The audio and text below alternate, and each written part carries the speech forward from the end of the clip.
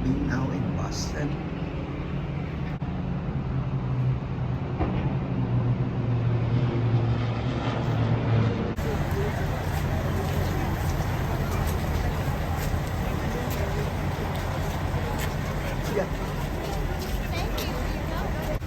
So they named the federal courthouse after Congressman Joe Moakley. Then they named this bridge in front of us after his wife.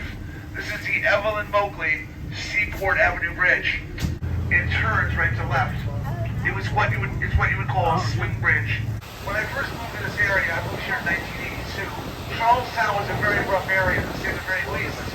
There was a generation of lost kids that lived over here. Things were way out of control. That's way behind us now. Charlestown is now some of the more desirable real estate in this area. People are buying up the property. We already have one close call until only 11 a.m. Thank you so much.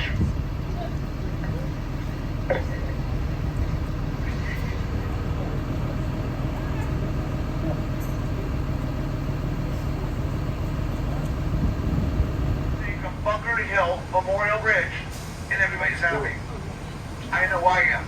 It is a beautiful bridge, and it's illuminated at night. You know, the Congress building coming to view in front of us. This is one of the regional headquarters for Congress. Sneakers, radios, and Congress produces wholesale. I lose half the people on the trolley every day with people going to the Congress outlet store. I guess there's some great bargains over there. Over to the far right-hand corner, you can see the TD Bank North Garden. That's home to the 18-time world champion Boston Celtics and the 6-time Stanley Cup champs, the Boston Bruins.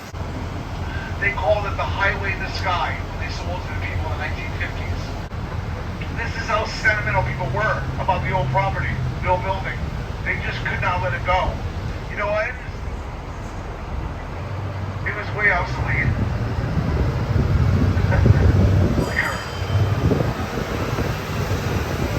With his arms crossed in front of him like that, we have his profile right now. That's Samuel Adams.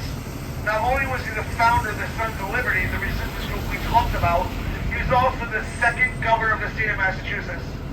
You guys know who the first governor was, right? John Hancock. It was a blind competition to see who was going to be commissioned to create the sculpture.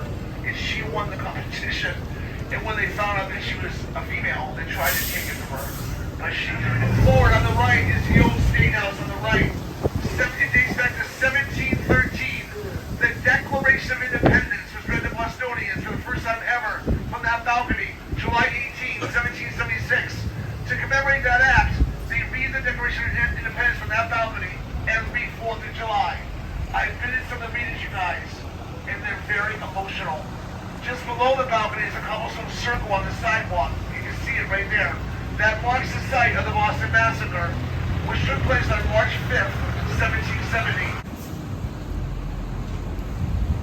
If you look to the right, hanging up the side of the building, you can see the steaming kettle of City Hall Plaza. It's become quite the fan favorite on the tour.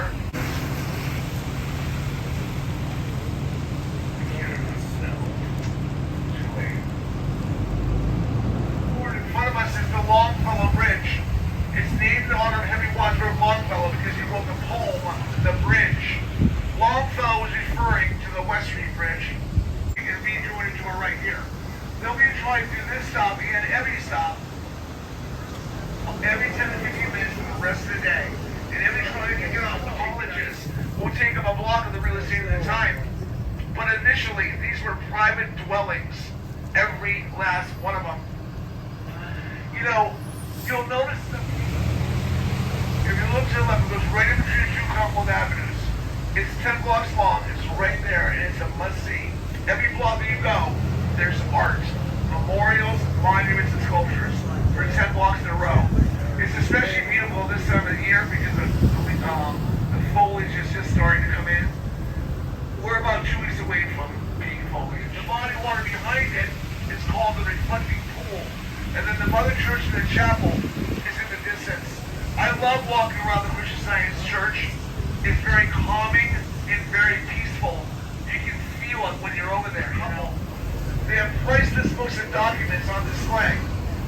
I hope you have time to visit the Boston Public Library because I'll tell you, it's a very... Thanks, guys. Watch yourself here.